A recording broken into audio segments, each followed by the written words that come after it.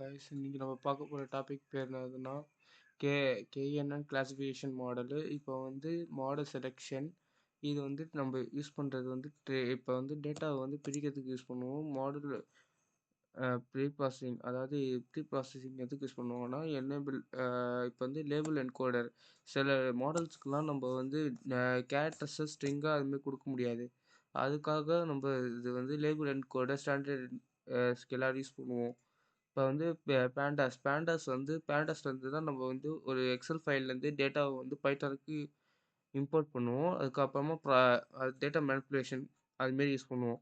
இப்போ வந்து நான் இதில் இருக்க டேட்டு வந்து ஸ்ட்ரிங்கில் இருக்கும். அது நம்ம வந்து டேட்டா அப்படின்னு மாற்றிக்கிறோம். ஓகேவா? அடுத்தது இப்போ வந்து நான் வந்து எக்ஸு ஒய்ன்னு ரெண்டு பிரித்து வச்சுக்கிறேன். எக்ஸில் வந்து லொக்கேஷனு மேக்னிடியூடு ஃபெர்டிலிட்டி இருக்கும். அதுக்கப்புறமா ஒயில் வந்து டிசாஸ்டர் டைப் இருக்கும். ஓகே, நெக்ஸ்ட்டு எக்ஸா என்கோடர். இப்போ வந்து லொக்கேஷன் நம்ம வந்து எடுக்க முடியாதா, அதனால் கெட் டம்மிஸ்ன்னு கொடுத்தீங்கன்னா ஒரு லொக்கேஷனுக்கும் ஒரு டம்மி வேல்யூஸ் அசைன் ஆகும். அந்த டம்மி வேல்யூஸ் வந்து அசைன் ஆகிட்டு அதுக்கப்புறமா இதை நம்ம தூக்கி இதில் போடுவோம், எஸ்கே என்கோட். ஓகேவா? இப்போ வந்து நெக்ஸ்ட்டு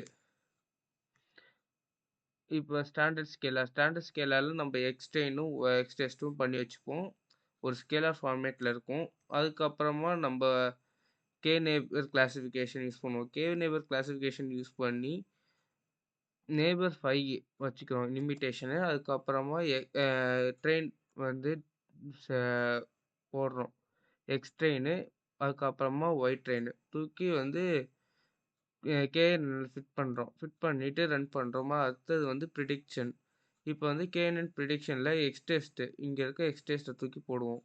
அதுக்கப்புறமா அது ப்ரிடிக்ட் பண்ணி அதுக்கப்புறம் கிளாஸிஃபிகேஷன் ரிப்போர்ட்டுன்னு ஒன்று இருக்கும். கிளாஸிஃபிகேஷன் ரிப்போர்ட் என்ன பண்ணணும்னா உங்களோட ப்ரிசிஷன், அதுக்கப்புறம் ரீகாலு, அதுக்கப்புறம் F1 ஸ்கோரு, அதுக்கப்புறம் சப்போர்ட்டு, இதெல்லாம் காட்டும் ஒன்றுத்துக்கும். இப்போ வந்து ஒரு டிசாஸ்டருக்கும் காட்டுது பாருங்கள். அதுக்கப்புறமா அதோட அக்யூரசி வந்து காட்டும். Accuracy, macro average, weighted average.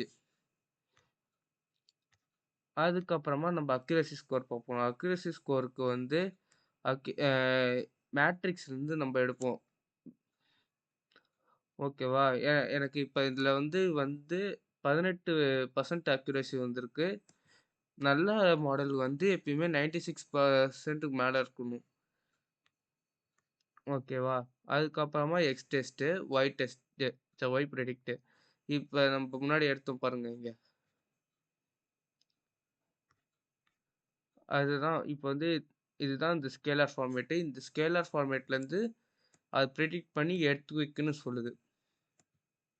அவ்வளோதான்.